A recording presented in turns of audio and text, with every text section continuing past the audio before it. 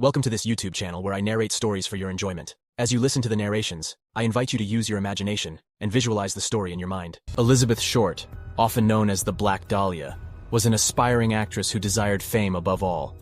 She could never have anticipated how she would earn it, as the victim of a heinous crime that has haunted America for decades. On January 15, 1947, a young mother and her 3-year-old daughter came across the body of Elizabeth Short, who was 22 years old at the time. Her body had been entirely sliced in half and lay brutally disfigured in the grass of a Los Angeles suburban area. Her body was split into 2 pieces, roughly a foot apart. Her intestines had been removed, folded, and then reinserted into her stomach. Her wrists had ligature marks, pieces of her skin had been removed, and her entire body had been drained of blood. Her face, though, was perhaps the worst aspect.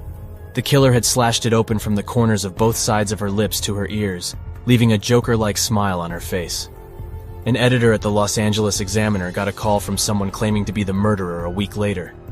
He'd kept souvenirs and would be sending them over in the mail, he claimed. He followed through on his promise. A postal worker brought out a letter addressed to the Examiner 4 days later.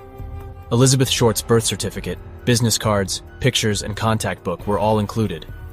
But as with so many previous well-known murders, the accompanying media circus merely served to bewilder the inquiry. The authorities were inundated with tips, making it difficult to separate the truth from the lies.